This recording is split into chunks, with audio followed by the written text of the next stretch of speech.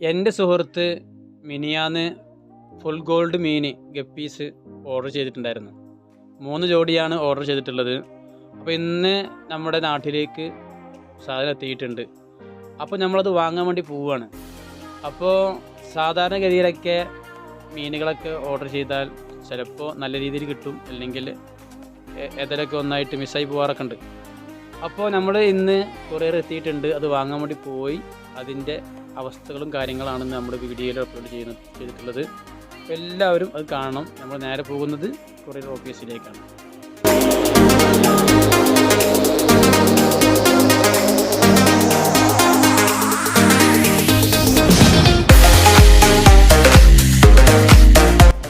അപ്പോൾ നമ്മൾ കൊറിയർ ഓഫീസിൻ്റെ മുന്നിലേക്കാണ് എത്തിക്കൊണ്ടിരിക്കുന്നത്.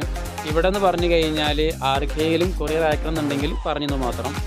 1 കിലോന് 40 രൂപയാണ് കൊറിയർ ഫീസ്. അപ്പോൾ ആർക്കെങ്കിലും കൊറിയർ അയക്കാൻ എത്രയാണ് എങ്ങനെയാണെന്നൊക്കെ അറിയാൻ ആഗ്രഹമുണ്ടെങ്കിൽ ഭദ്രമായി പെട്ടിയിലേക്ക് പൊതിഞ്ഞ അഡ്രസ്സുകളൊക്കെ എഴുതിയിട്ട് 1 കിലോനാണെങ്കിൽ 40 രൂപയാണ് അവർ ഫീസ് ഈടാക്കുന്നത്. അപ്പോൾ ആർക്കെങ്കിലൊക്കെ കൊറിയർ അയക്കാനുണ്ടെങ്കിൽ പറഞ്ഞെന്ന് മാത്രം. അപ്പോൾ നമ്മൾ ഇവിടുന്ന് നമ്മുടെ പേര് എഴുതി ഒക്കെ ഒപ്പിട്ട് കൊടുത്ത് നമ്മളിവിടുന്ന് പോവാണ്. അപ്പോൾ പറഞ്ഞു വന്നത് എന്തായിരിക്കും ഗപ്പികളുടെ അവസ്ഥ. 3 ജോഡിയാണ്. അപ്പോൾ നമുക്ക് എന്തായിരിക്കണം എന്ന് അറിയാൻ ആഗ്രഹമുണ്ട്. അപ്പോൾ നമ്മൾ അതേറ്റ് നമ്മൾ പോവാണ് കേട്ടോ. അപ്പോൾ സുഹൃത്തുക്കളെ, നമ്മൾ വീട്ടിലെത്തിയിട്ടുണ്ട് കേട്ടോ. ഇനി നമ്മളെ പെട്ടിന് തുറന്നു നോക്കണം എന്താണ് അതിൻ്റെ അവസ്ഥകൾ, മീനുകളുടെ അവസ്ഥ എങ്ങനെയാണ് പാക്ക് ചെയ്തിട്ടുള്ളത് എന്നൊക്കെ നമുക്ക് പെട്ടി തുറന്നു നോക്കിയാൽ കാണാൻ പറ്റും. അപ്പോൾ നമുക്ക് നേരെ പെട്ടി തുറക്കുന്നതിലേക്ക് പോകാം.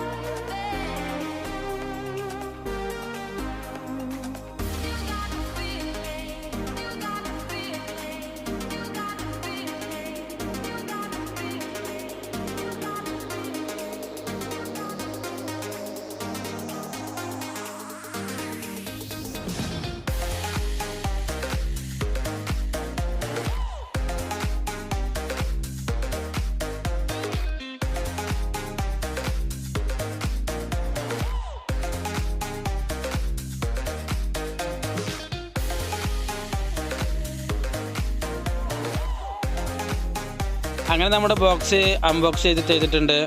അപ്പോൾ അതിൽ കവറിനുള്ളിലായിട്ട് 3 കവറാണ്. 3 കവർ എന്ന് പറഞ്ഞാൽ ഒരു കവർ അതിൻ്റെ ഉള്ളിൽ സെപ്പറേറ്റ് ആയിട്ട് 3 കവർ. ഇതിൽ ഓരോ കവറിൻ്റെ ഉള്ളിലും ഓരോ മെയിലിനെയാണ് ആദ്യമായിട്ട് വെച്ചിട്ടുണ്ടാണ് ഏറ്റവും മുകളിൽ വെച്ചിട്ടുള്ളത്. ഓരോന്നിൻ്റെ ഉള്ളിലും ഓരോ മെയിലാണ്. അങ്ങനെ 3 മെയിൽ സെപ്പറേറ്റ് ആയിട്ടാണ് അവർ പാക്ക് ചെയ്തിട്ടുള്ളത്.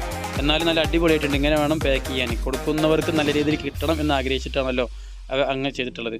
എന്നിട്ട് അതിൻ്റെ വേറെ കവറിൽ അതേപോലെ തന്നെ 3 ഫീമെയിലിനെയും സെപ്പറേറ്റ് ആയിട്ട് തന്നെ ഓരോ കവറിലും ഓരോ ഫീമെയിലിനെയും അങ്ങനെ നല്ല സുരക്ഷിതമായി ഒരു ബുദ്ധിമുട്ടും പ്രയാസവും ഇല്ലാതെ നല്ല രീതിയിൽ നമ്മുടെ കയ്യിൽ കിട്ടാൻ വേണ്ടിയിട്ട് നല്ല ഒരുപാട് കവർ മൊത്തം നോക്കുകയാണെങ്കിൽ 6, 7, 8 കവറിന് ഇതിനു വേണ്ടി ചിലവാക്കിയിട്ടുണ്ട്. അപ്പോൾ എത്ര നന്ദി പറഞ്ഞാലും മതിയാവില്ല. കാരണം നമ്മൾ കൊറിയർ അയക്കുമ്പോൾ ഇത്രത്തോളം ഒരു സൂക്ഷ്മതയോടും സുരക്ഷിതത്തോടും കൂടെ കൊറിയർ അയക്കുന്നവർ അപൂർവം മാത്രമുള്ളത്. അപ്പോൾ വളരെ നന്ദിയുണ്ട്. കാര്യം ഫുൾ ഗോൾഡ്. അപ്പോൾ അത് നമുക്ക് ഇനി എന്ത് ചെയ്യണം, അത് പൊട്ടിച്ച് നോക്കിയിട്ട് കവറൊക്കെ നോക്കാം. ഓരോന്നിനും കാണുമ്പോൾ അങ്ങനെ കാണുന്നത് ഇനി നമുക്ക് എന്ത് ചെയ്യാം നോക്കാറില്ല. ഇതേ രീതിയിൽ ഉണ്ടാവും. ഒറ്റ മെയിലാണത്. അതേപോലെ എല്ലാത്തിലും മെയിലാണ്. അങ്ങനെ 3 കവറിൽ മെയിൽ, 3 കവറിൽ ഫീമെയിൽ. ഇനി നമുക്ക് എന്ത് ചെയ്യണം, ഇതിനെ നമ്മുടെ ഫ്രിഡ്ജ് ബോക്സിലാക്കണം. അടുത്ത പരിപാടി അതാണ്. നമുക്ക് അങ്ങോട്ട് പോകാം. അപ്പോൾ നമ്മൾ ഈ ഫ്രിഡ്ജ് ബോക്സിലാണ് ആക്കിയിട്ടുള്ളത്. മഴവെള്ളമാണ് ഇതിൽ കിടക്കുന്നത്. ഇതിലുള്ളത് മഴവെള്ളമാണ്. അപ്പോൾ തൽക്കാലം നമ്മൾ നേരെ മീനിനെ അതിൽ ആക്കാൻ പാടില്ല. ഒരു 10 മിനിറ്റെങ്കിലും ചുരുങ്ങിയതില്ലെങ്കിൽ 5 മിനിറ്റെങ്കിലും വെള്ളത്തിലും അങ്ങനെ കിടക്കണം. എന്നിട്ട് ഈ 2 വെള്ളം കൂടി എന്ത് ചെയ്യണം, ഒരു ടെമ്പറേച്ചർ ഒക്കെ ആയതിന് ശേഷം നമ്മൾ എന്ത് ചെയ്യണം, അതിലേക്ക് തുറന്ന് വിടണം കേട്ടോ. അപ്പോൾ ഇനി ഓരോ കവറുകളും മുറിക്കുക. അത് അയക്കാൻ കിട്ടുന്നില്ല. അപ്പോൾ 10 മിനിറ്റ് ശേഷം 10 മിനിറ്റോളം വെള്ളത്തിൽ ആ കവറുകൾ ഇട്ടതിന് ശേഷമാണ് കേട്ടോ ഞങ്ങൾ ഈ മീനുകളുടെ കവർ മുറിച്ചിട്ട് അതിലാക്കുന്നത്. അങ്ങനെ ആക്കിയിട്ട് കൊടുന്ന പാട് അങ്ങനെ ആക്കാൻ പാടില്ല. കാരണം വെള്ളത്തിൻ്റെ അവസ്ഥ പെട്ടെന്ന് ചേഞ്ച് ആകുമ്പോൾ തന്നെ മീനുകൾക്ക് പ്രയാസമാവും. മറ്റൊന്ന് ചാവാൻ സാധ്യത കൂടുതലില്ല. അതുപോലെ തന്നെ ഫംഗസ് രോഗങ്ങൾ ഒക്കെ സാധ്യത കൂടുതലാണ്. അപ്പോൾ ഒരിക്കലും നമ്മൾ തൊടുന്ന പാട് അങ്ങനെ ആക്കാൻ പാടില്ല. അതുപോലെ തന്നെ എപ്പോഴും വെള്ളം മാറ്റണം എന്നൊന്നുമില്ല കേട്ടോ. അത് ഒരിക്കലും അങ്ങനെ എന്താ ഉള്ളത് തെറ്റിദ്ധാരണ. ചിലർ പറയാറുണ്ട് ആഴ്ചയിൽ വെള്ളം മാറ്റണം, അല്ലെങ്കിൽ അങ്ങനെ ആയി പോകും ഇങ്ങനെ ആയി പോകുന്നു.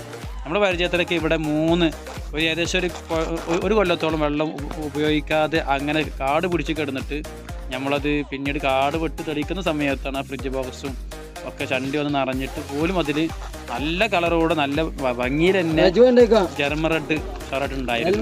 നമ്മൾ പറഞ്ഞത് ഒറ്റയടിക്ക് വെള്ളം മാറ്റുക, അങ്ങനെ ആഴ്ചയിൽ അങ്ങനെ ചേറി കളയണം, ചളി കളയണം, അങ്ങനെയൊക്കെ ഉള്ളതൊക്കെ എൻ്റെ അഭിപ്രായത്തിൽ അത് നല്ല പരിപാടിയല്ല എന്നാണ്. കാരണം വെള്ളം എത്രത്തോളം പാക്കുണ്ടോ അത്രത്തോളം മീനുകൾക്ക് കുഴപ്പമില്ലാതെ നല്ല രീതിയിൽ നിൽക്കും. പെട്ടെന്ന് വെള്ളം മാറ്റിയിട്ട് പെട്ടെന്ന് മീനുകളാക്കുമ്പോഴാണ് മീനുകൾ ഫംഗസ് രോഗങ്ങളും മറ്റു കാര്യങ്ങളൊക്കെ വരുന്നത്.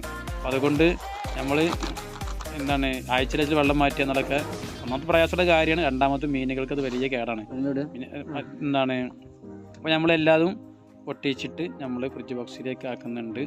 അപ്പോൾ ഇതിൻ്റെ അവസ്ഥകളും കാര്യങ്ങളൊക്കെ ഇൻഷാ അല്ലാഹ് നമ്മൾ ശേഷമുള്ള വീഡിയോയിൽ കാണിക്കും.